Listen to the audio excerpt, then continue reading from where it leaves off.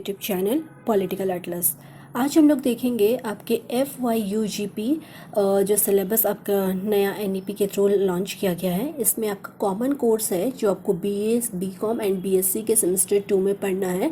आपका सेशन अगर 2022 से 2026 है तो मेरा ये वीडियो आपको हेल्प कर सकता है। और इसमें हम लोग देखेंगे global citizenship education and education for sustainable development के ऊपर कुछ क्वेश्चंस को। आपका एग्ज़ाम आ चुका है तो आप मेरी इस वीडियो के थ्रू एक क्विक रिवीजन कर सकते हो। मैंने इसमें कुछ अराउंड 30 to 40 क्वेश्चंस रेडी किया है। क्वेश्चंस तो नहीं, आई थिंक इसमें कुछ वन लाइनर आंसर्स रेडी किया है जिसमें fill in the blank something है या ऑब्जेक्टिव टाइप्स आपको मिल जाएंगे जो आपके एग्ज़ाम के पर्पज़ से मैंने ये वीडियो को रेडी किया है। अपने फ्रेंड के साथ भी शेयर कर सकते हो। तो बिना देरी किए मैं अपनी इस वीडियो को स्टार्ट करती हूँ। Okay, so number one is DAS is a multifaceted concept that has evolved over centuries, shaped by historical, political and cultural factors। तो ये फिल इन द ब्लैंक्स तरह का मैंने रेडी किया है। तो इसमें आंसर होगा आपका सिटीजनशिप। नीचे हिंदी में भी है, मैं दोनों में रीड आउट नहीं कर रही हूँ। हिंदी मीडियम वाले आप प्लीज़ वीडियो को पॉज करके यहाँ से आप देख सकते हो, पढ़ सकते हो। ओके, तो इसका आंसर क्या हो गया? Citizenship. Next, dash citizenship is the most expensive dimension of contemporary citizenship, transcending the boundaries of nation state to emphasise the world's interconnectedness. यानी कि ये किस तरह का सिटीजनशिप है, इसमें इस तरह के भी क्वेश्चंस आ सकते हैं। तो ये आपका आंसर होगा global citizenship. Okay, it is the most expensive dimension of contemporary citizenship. Next, Dash citizenship delves into the cultural dimension of belonging and identity within a society। तो ये किस तरह का सिटीजनशिप है? आपका कल्चरल सिटीजनशिप है। और हिंदी वाले भी देख सकते हैं कि सांस्कृतिक नागरिकता किसी समाज के अंदर पनपने और पहचान के सांस्कृतिक आयामों पर प्रकाश डालती है। Next is, Dash citizenship is vital for the functioning of the government and the protection of individual liberties। तो ये किस तरह के सिटीजनशिप की बात कर रही है? जिसमें हमें गवर्नमेंट के थ्रू अगर हम देखें तो हमें प्रोटेक्शन, हमें एक राइट मिल जाता है हमारे इंडिविजुअल लिबर्टी के लिए। तो ये किस तरह का सिटीजनशिप की बात कर रहा है? ये है political citizenship.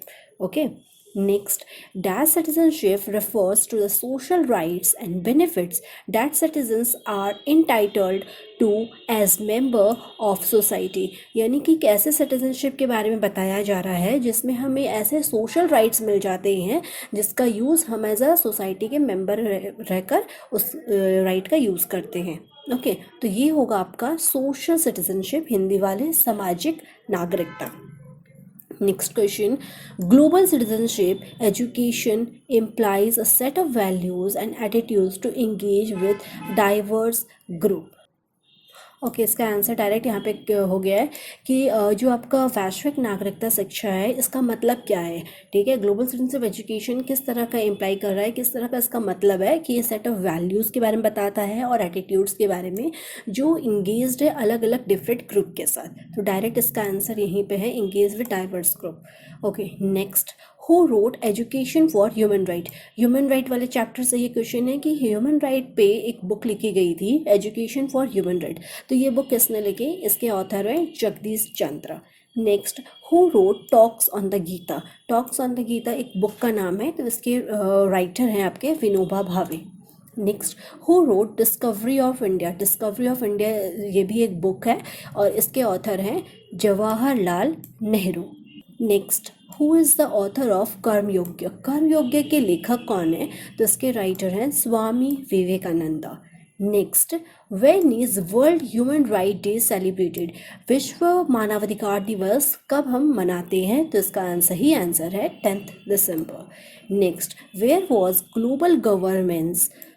Next, where was global governance first implemented. सबसे पहले वैश्विक शासन कहाँ पे ये इम्प्लीमेंट हुआ था? तो सही आंसर है America, USA।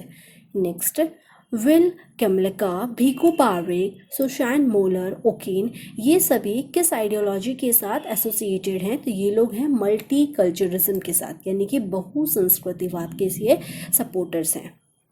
Next, when was the Rio de Janeiro earth summit held? ये रियो डी जेनेरियो पृथ्वी सम्मेलन का आयोजन कब किया गया था? इस तरह के भी क्वेश्चंस आ सकते हैं, तो इसका सही आंसर है 1992.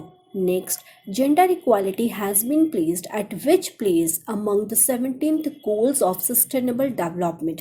ये तो आपको पता ही होगा कि सस्टेनेबल डेवलपमेंट में टोटल अगर गोल्स है तो वो 17 गोल बताए गए। तो इसमें मेरा क्वेश्चन है कि जेंडर इक्वालिटी इस सस्टेनेबल डेवलपमेंट के 17 गोल्स में से किस नंबर पे आता है? तो सही आंसर है 5th. Okay, next, when is child right day celebrated? यानी कि बाल अधिकार दिवस कब सेलिब्रेट करते हैं? ये सेलिब्रेट किया जाता है 20th नवंबर.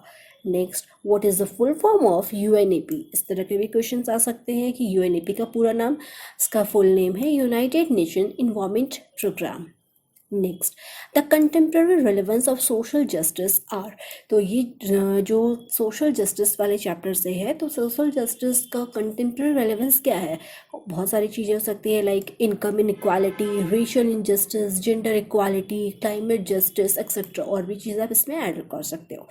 नेक्स्ट, यहाँ पे मैंने कुछ मूवमेंट को डाला है, ये आपके सोशल जस्टिस वाले चैप्टर से है कुछ मूवमेंट, तो इस तरह के भी क्वेश्चंस आ सकते हैं कि ये मूवमेंट कब हुआ, कहाँ हुआ. डायरेक्ट मैंने इसको वन लाइनर कर दिया है, सो रीड आउट कर देती हूँ. आदि द्रविदास मूवमेंट, ये हुआ था तमिलनाडु में. नेक्स्ट, आदि धर्म मूवमेंट पंजाब में हुआ था.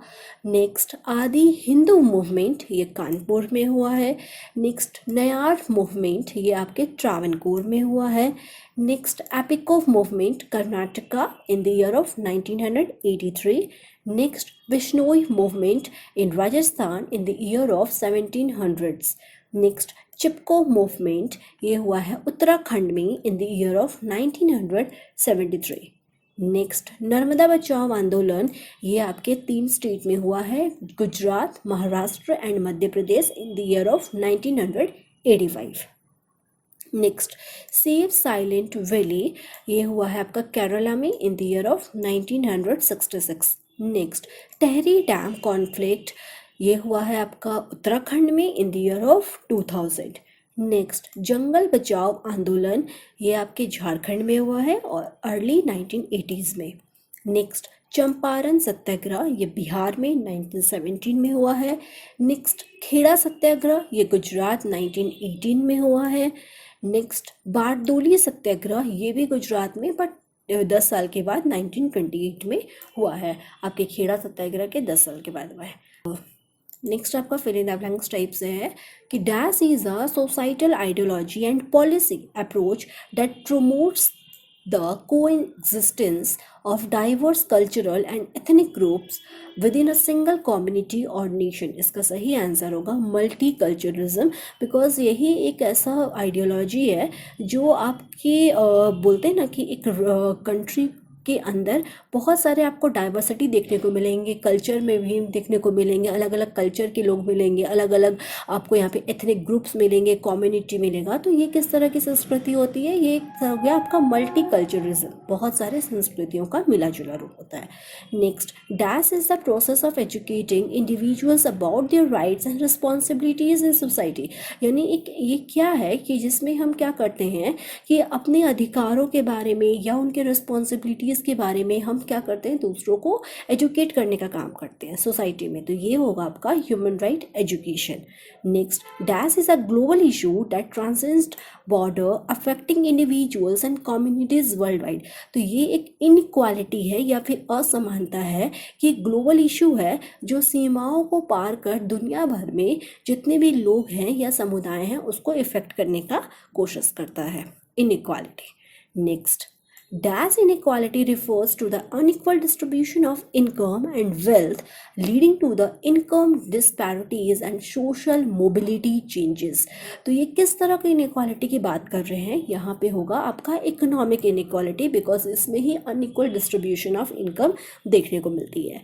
Next, dash advocates for unbiased access to education and opportunities for both men and women.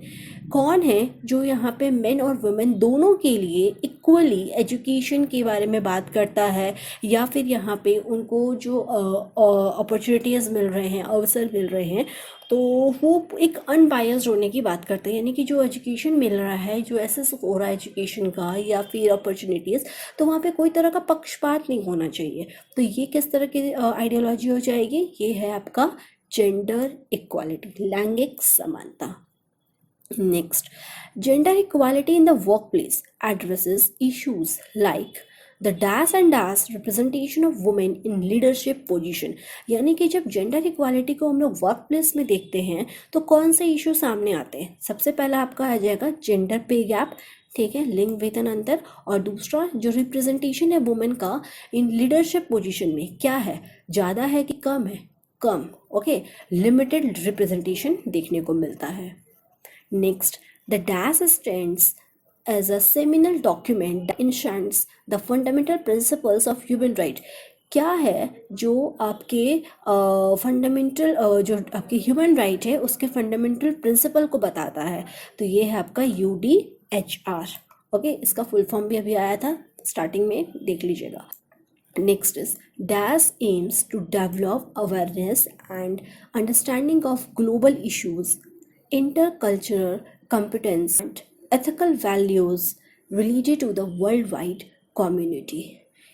यानी कि कहने का मतलब है इस क्वेश्चन का कि किसका उद्देश्य या एम ऐसा है जो वहाँ पे अवेयरनेस को डेवलप करना है, साथ ही साथ जो ग्लोबल फेनोमेनन पे जो इश्यूज सामने देखने को मिल रहे हैं, ठीक है, तो उसके बारे में लोगों को समझाना है या एक अवेयरनेस फैलाना है, उसको समझना समझाना है।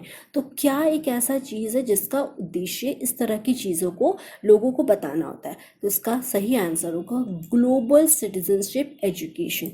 यस, ये आपका पेपर भी है कि ग्लोबल सिटीजनशिप एजुकेशन ही है जिसका एम है कि अवेयरनेस को डेवलप करना और जितने भी ग्लोबल इश्यूज हो रहे हैं वर्ल्ड वाइड पे या एथनिक वैल्यूज़ हैं, ठीक है, तो उसके बारे में समझना और दूसरों को समझाना।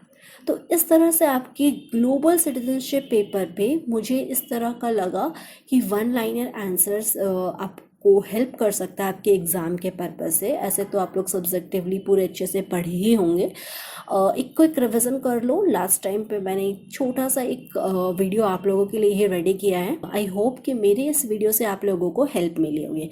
सो अपने लेक्चर के एंड पे चलते हैं। या ओके, अगर आज का आपको मेरा वीडियो अच्छा लगा हो तो प्लीज़ आप मेरे वीडियो को लाइक कर सकते हो, मेरे चैनल को सब्सक्राइब कर सकते हो एंड अपने फ्रेंड्स के साथ शेयर ज़रूर कर सकते हो। सो आज के लिए इतना ही। Thank you very much.